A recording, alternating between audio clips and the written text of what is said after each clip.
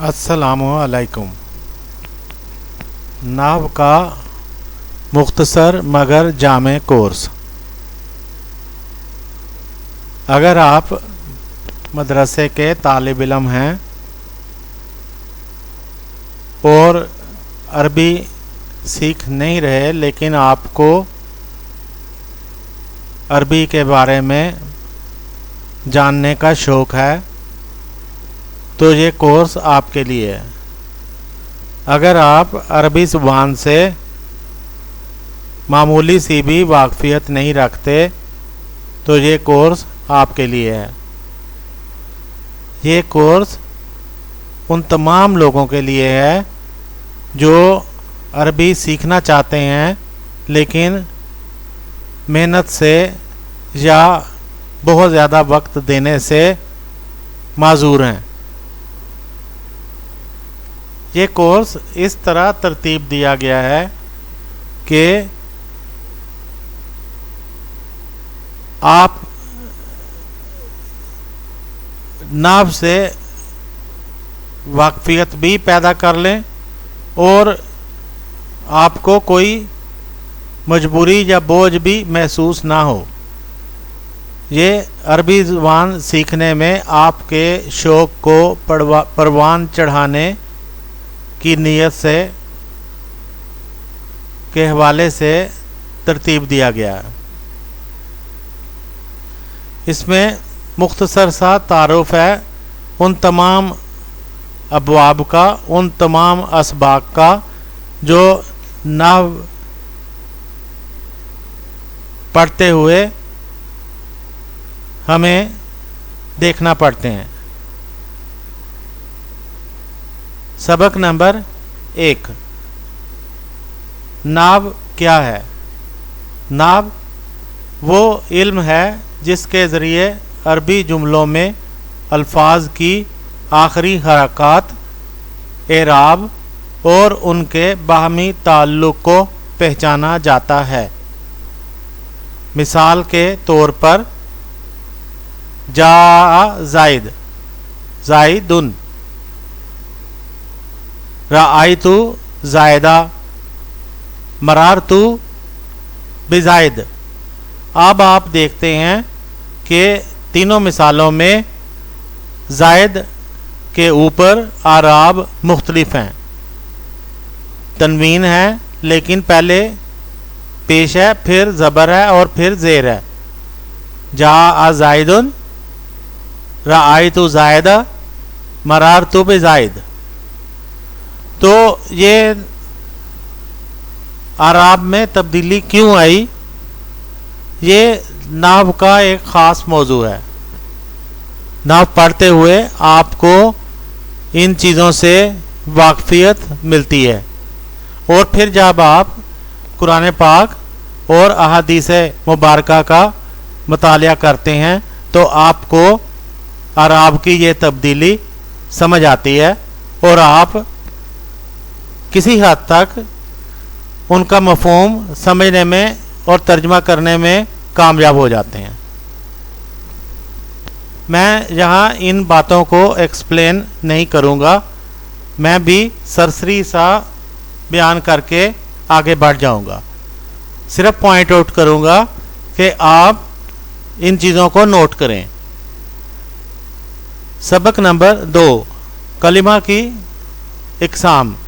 عربی زبان میں ہر لفظ 3 قسموں میں سے ایک ہوتا ہے۔ اسم ہوتا ہے یا فعل ہوتا ہے یا حرف ہوتا ہے۔ یہ 3 کلمہ ہیں، 3 الفاظ ہیں۔ کلمہ مینز لفظ، تو ہر لفظ ان تینوں میں سے ایک ہوگا، یا وہ اسم ہوگا یا فعل ہوگا یا حرف ہوگا۔ عربی زبان کا سب سے آسان باب یہی ہے کہ آپ ہر حرف کو، ہر لفظ کو ان تینوں میں سے ایک سمجھ سکتے ہیں۔ اب یہاں سے آگے ہمارا علم شروع ہوتا ہے، نحو کا علم شروع ہوتا ہے کہ کس طرح پہچانیں کہ لفظ اسم ہے، فعل ہے یا حرف ہے؟ مثال زائد یہ اسم ہے، نام ہے کسی کا. کاتبہ فعل، لکھا، اس نے لکھا، تو یہ فعل ہے، اس میں کوئی کام کیا گیا ہے. فی یہ حرف ہے، اس کا مطلب ہے میں. حرف وہ لفظ ہوتا ہے جو بذات خود کوئی مطلب نہیں دیتا لیکن دوسرے الفاظ کے درمیان میں شروع میں یا آخر میں آ کر کوئی نہ کوئی مطلب دینے لگتا ہے. تو ان تینوں مثالوں سے آپ اسم، فعل اور حرف کی پہچان کر سکتے ہیں.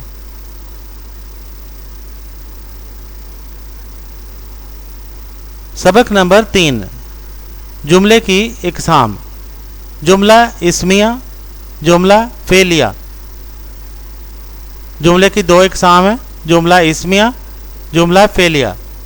جملہ یا تو اسم سے شروع ہو رہا ہوگا اسے ہم جملہ اسمیہ کہیں گے، یا فعل سے شروع ہو رہا ہوگا اسے ہم جملہ فعلیہ کہیں گے. محمد طالب، محمد اسم ہے تو یہ جملہ اسمیہ ہے.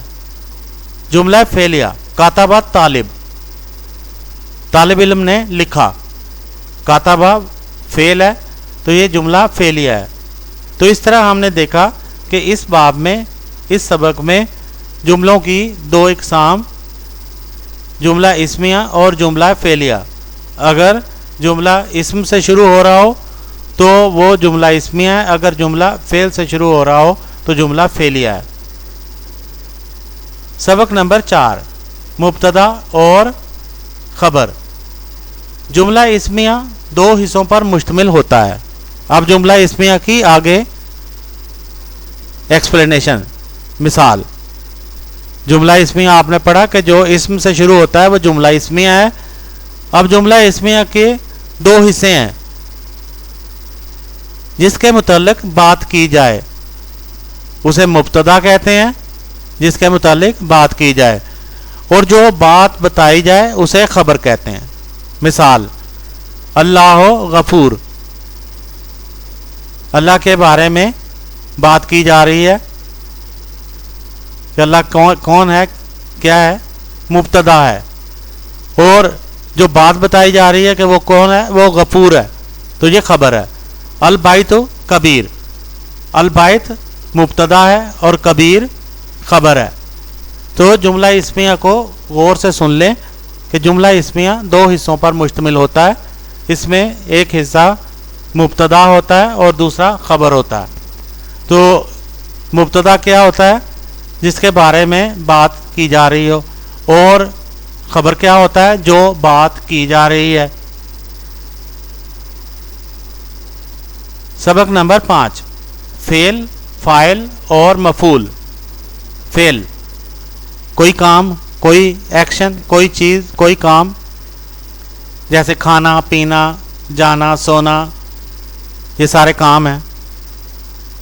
فاعل ان کاموں کو کرنے والے کو فاعل کہتے ہیں. جو فعل انجام دے وہ فاعل ہے، جو فعل ادا کرے وہ فاعل ہے، کام کرنے والا فاعل. مفعول جس پر کام ہو، جس پر کام ہو.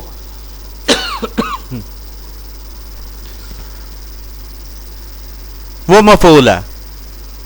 یہ تینوں آپ نے یاد رکھنے ہیں. فعل، آگے فاعل اور مفعول، یہ تینوں وزن فا کلمہ، عین کلمہ، لام کلمہ، یہ اسی طرح آپ کو آگے پڑھیں گے.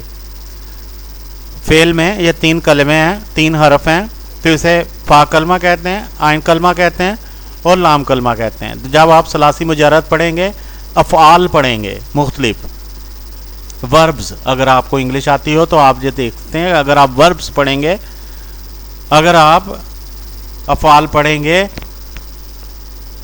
تو آپ دیکھیں گے کہ ہر فعل 3 حرفوں پر مشتمل ہے. اس میں پہلے حرف کو فا کلمہ کہیں گے، دوسرے کو عین کلمہ اور تیسرے کو لام کلمہ.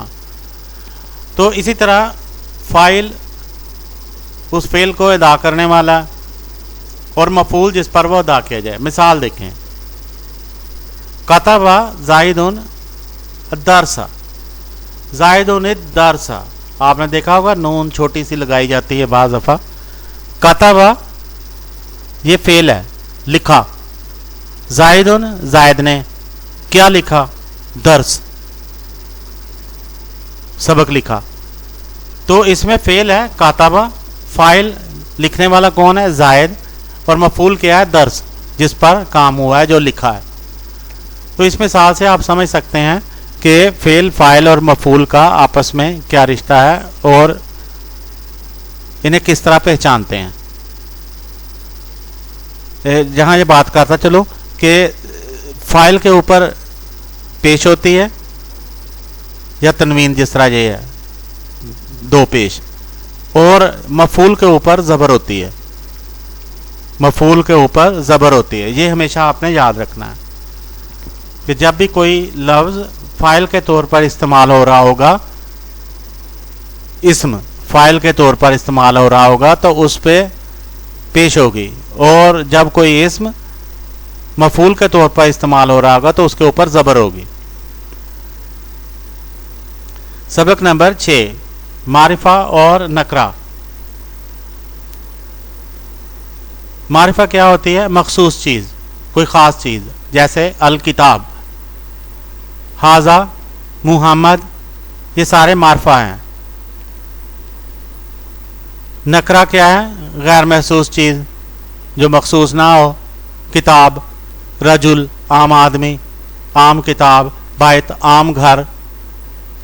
جب البیت کہیں گے تو وہ معرفہ ہو جائے گا, مخصوص ہو جائے گا. الرجل کہیں گے تو وہ خاص آدمی ہو جائے گا. الکتاب کہیں گے تو وہ کوئی خاص کتاب ہو جائے گی. تو ال لگنے سے, الف لام لگنے سے کسی اسم پر وہ معرفہ ہو جاتا ہے. اگر الف لام نہ لگا ہو تو ہو سکتا ہے نکرہ ہو, لیکن نام کسی انسان کا جیسے محمد, یہ معرفہ ہی ہوگا, معرفہ ہی ہوگا. تو اسم کی آگے یہ اقسام ہے, معرفہ اور نکرہ.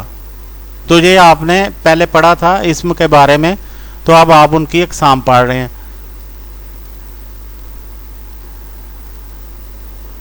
سبق نمبر 7, صفت اور موصوف.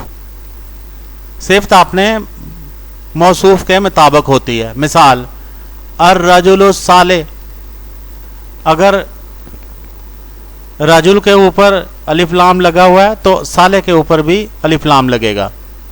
صفت اپنے موصوف کے مطابق ہوتی ہے. اور اگر صفت مونث ہے تو موصوف بھی مونث ہی ہوگی. البیت, البیت الجمیل, البیت الجمیل, خوبصورت گھر. یہ یاد رکھیں, الرجل الصالح, نیک آدمی, آدمی نیک ہے. الرجل صالح, اس کا ترجمہ بنے گا آدمی نیک ہے. الرجل الصالح, اس کا ترجمہ ہے نیک آدمی. اسی طرح البیت الجمیل, خوبصورت گھر. جب آپ یہ کہیں گے کہ گھر خوبصورت ہے تو آپ کہیں گے البیت جمیل, ال نہیں لگائیں گے ساتھ. الطالب المجتہد, مجتہد محنتی طالب علم. لیکن جب آپ یہ کہنا چاہیں گے کہ طالب علم محنتی ہے تو آپ کہیں گے الطالب مجتہد, اس کے اوپر ال نہیں لگائیں گے. سبق نمبر 8, مضاف اور مضاف الیہ.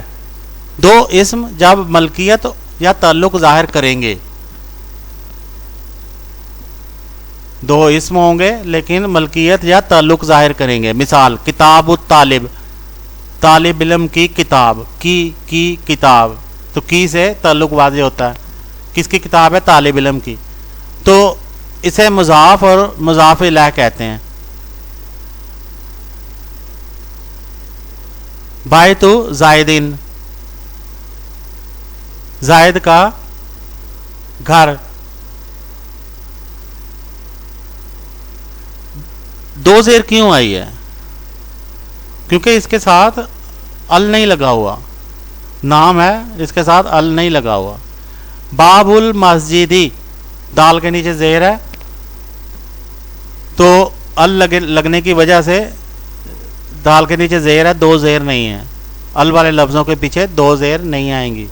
دو زبر، دو پیش، دو زیر ان لفظوں کے ساتھ آئیں گی جن کے شروع میں ال نہیں لگا ہوا. تو یہ مضاف اور مضاف الیہ اس کی مثالیں ہیں.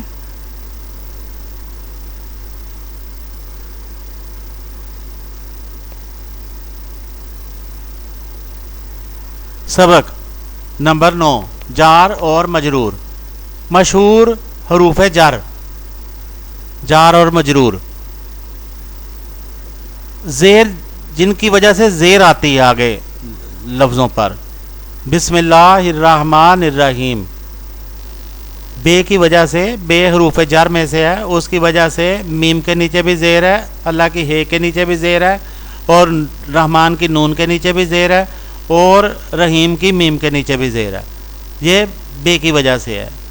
ایسے حروف یا الفاظ جو آنے والے لفظوں کو زیر دیتے ہیں انہیں حروف جر کہتے ہیں، اور انہیں جار اور مجرور بھی کہتے ہیں. ان کا آپس میں جو رشتہ ہے وہ بتاتے ہیں اس سبق میں. من، الہ کی طرف، من سے، الہ کی طرف، فی میں. من کا مطلب سے ہے، سے، اور فی کا مطلب میں ہے. اللہ کا مطلب پر، ان کا مطلب سے، کہیں سے. بے زیر یہ نیچے لکھا ہوا ہے، یہ حروف ہیں، وہ الفاظ ہیں، یہ حروف ہیں. اسی طرح لام زیر، اسی طرح کاف زبر، یہ تین حروف ہیں جو کسی لفظ پر آ جائیں تو اسے زیر دیتے ہیں، آخری حرف پر زیر آ جاتی ہے. مثال کے طور پر فل بائتی، یہ تے کے نیچے جو زیر ہے، بائت کی تے کے نیچے جو زیر ہے وہ فی کی وجہ سے ہے. الال مسجدی، مسجد کی طرف، دال کے نیچے جو زیر ہے وہ الہ کی وجہ سے ہے. الال مکتبی، مکتب پر، میز پر، بے کے نیچے جو زیر ہے وہ الہ کی وجہ سے ہے. سبق نمبر 10، ضمائر، ضمیر، پرناؤنس. انا میں، نحنو ہم، انتا تم، انتی تم عورت کے لیے، مونس کے لیے. ہوا وہ، ہیا وہ لڑکی کے لیے، عورت کے لیے. ہم وہ زیادہ لوگ، ہننا وہ زیادہ عورتیں. سبق نمبر 11، اس میں اشارہ. ہاذا یہ، ہاذے ہی یہ مونس کے لیے. ذالکا وہ، تلکا وہ مونس کے لیے. اردو میں یہ اور وہ دو لفظ استعمال ہوتے ہیں مذکر اور مونس دونوں کے لیے، لیکن عربی میں یہ مونس اور مذکر کے لیے علیحدہ ہے اور وہ مذکر اور مونس کے لیے علیحدہ ہے. مثال، ہاذا کتاب، یہ کتاب ہے. تل کا مدرسہ، وہ مدرسہ ہے. اب تل کا مونس کے لیے آتا ہے اس لیے آگے مدرسہ آیا ہے. تو مونس لفظ تھا مدرسہ، اس لیے اس کے شروع میں ذالکا نہیں آیا، تل کا آیا.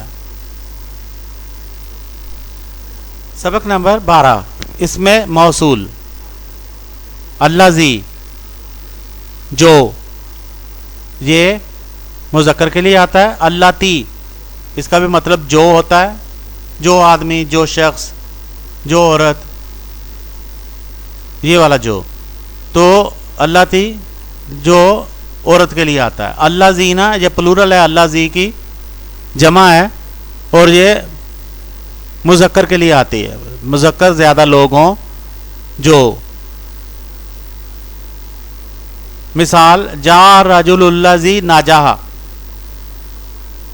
جاء الرجل الذی وہ مرد آیا جو کامیاب ہوا، کامیاب ہونے والا مرد آیا. جاء الرجل آیا مرد، الذی جو ناجح کامیاب ہوا. سبق نمبر 13، کانا اور اس کی بہنیں. یہ مبتدا کو مرفوع اور خبر کو منصوب کرتی ہیں. مبتدا کو مرفوع یعنی پیش آتی ہے اس کے اوپر، اور خبر کو منصوب کرتی ہے، خبر کے اوپر زبر آتی ہے. منصوب کا مطلب زبر آتی ہے، مرفوع کا مطلب پیش آتی ہے. تو اس میں جو مبتدا ہوتا ہے جس کے بارے میں بات ہو رہی ہے وہ مرفوع ہوتا ہے، اس کے اوپر پیش آتی ہے، اور خبر جو بات ہو رہی ہے وہ منصوب ہوتی ہے. مثال کانا زائد مریضہ، زید کے بارے میں بات ہو رہی ہے تو زید کے اوپر یہ دو پیش آئی ہیں. مریضہ، مریض، زید کیا ہے، خبر کیا ہے اس کی، زید کے بارے میں کیا خبر ہے، مریض ہے، وہ بیمار ہے، تو اس کے اوپر دو زبر آئی ہے کانا کی وجہ سے. کانا کی وجہ سے زید بیمار ہوا، زید بیمار تھا. کانا زائد مریضہ، تو کانا ورب کے طور پر بھی استعمال ہوتا ہے.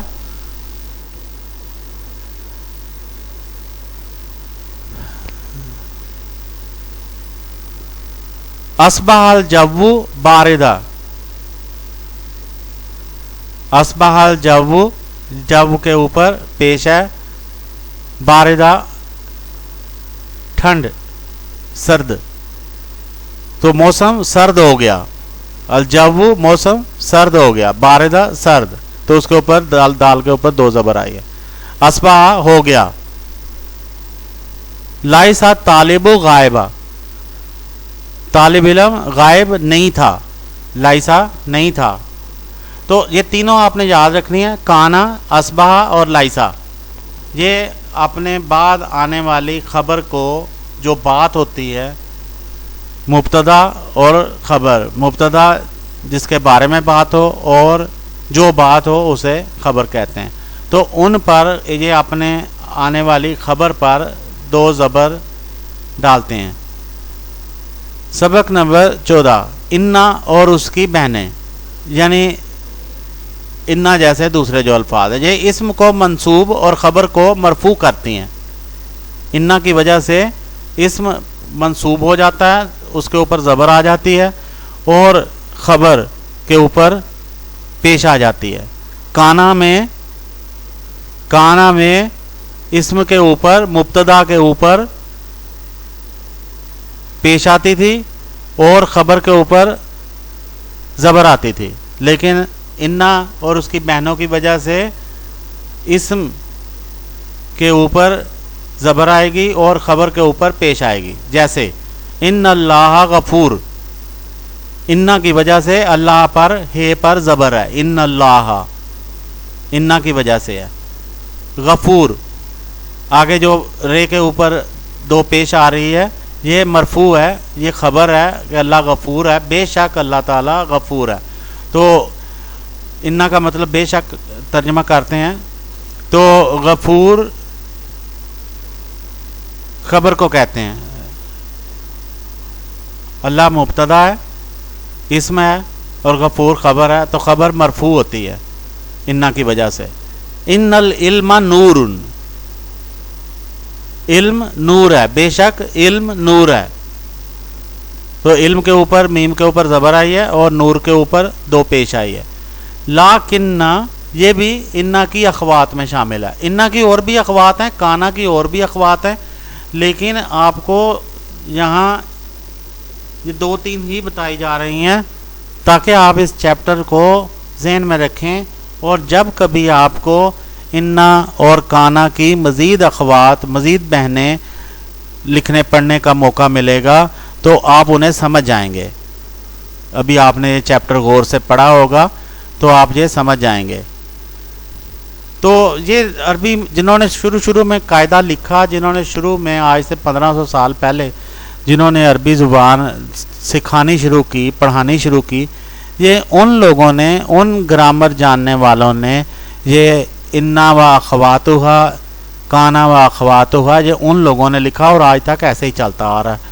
آپ کہیں کہ نہیں کانا کی بہن کیسے ہو سکتی، یا انا کی، تو یہ علیحدہ بات ہے. تو انہوں نے سمجھانے کے لیے یہ باتیں لکھی ہوئی ہیں. سبق نمبر 15 حال فاعل یا مفعول کی حالت بیان کرتا ہے. مثال جاء زید ضاحکا، جاء زید ضاحکا، زید ہنس رہا تھا، ہنستا ہوا آیا. جاء آیا، زید ضاحکن ہنستا ہوا.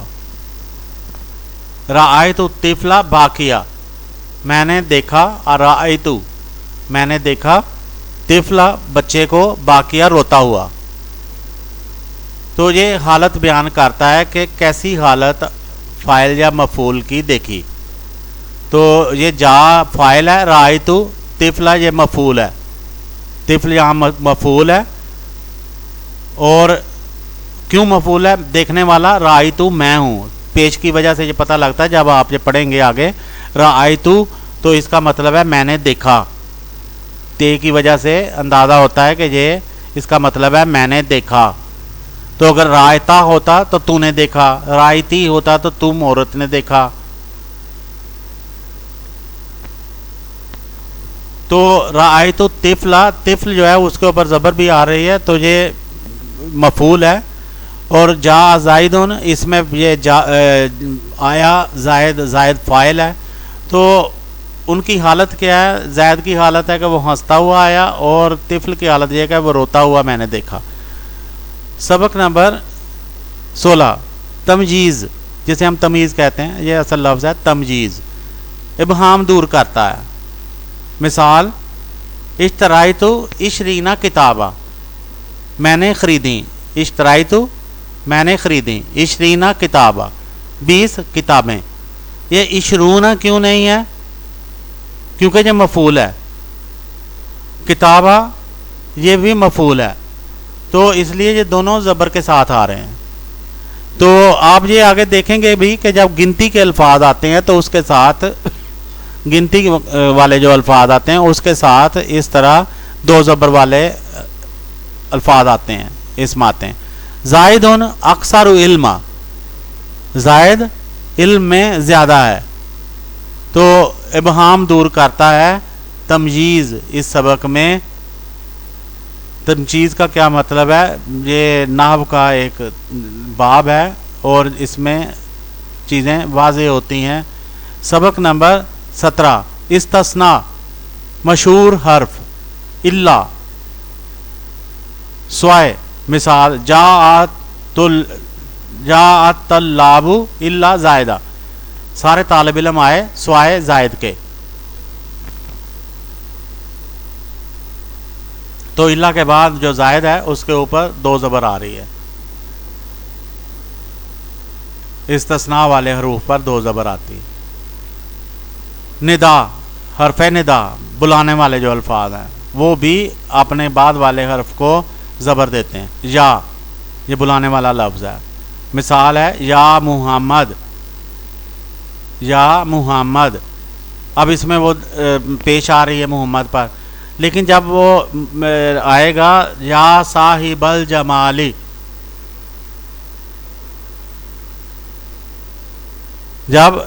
جب ملکیت کا احساس ہوگا جمال کے مالک، تو اس وقت زبر آئے گی. یا محمد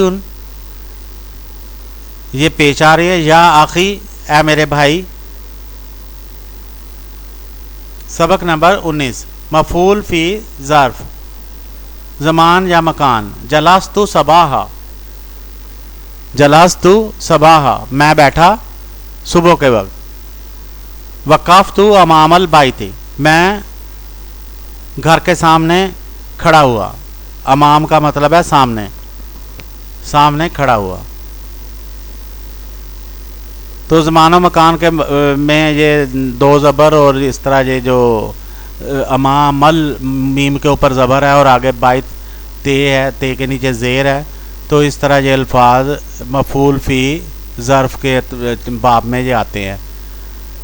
سبق نمبر 20 مفعول لاجلہ ہی سبب بیان کرتا ہے. سافرتو طلباً للعلم، سافرتو طلباً للعلم میں علم کی طلب میں سفر کیا. سافرت میں نے سفر کیا طالبان للعلم علم کی طلب میں طالب علم بن کر. سبق نمبر 21 خلاصہ.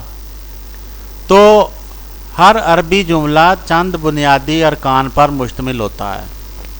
اسم، فعل اور حرف. مبتدا، خبر، فعل، فاعل، مفعول، صفت، موصوف، مضاف، مضاف الیہ، جار، مجرور. اگر طالب علم ان بنیادی ابواب کو اچھی طرح سمجھ لے تو وہ قرآن، حدیث اور عام عربی عبارات کا بڑا حصہ سمجھنے کے قابل ہو جاتا ہے.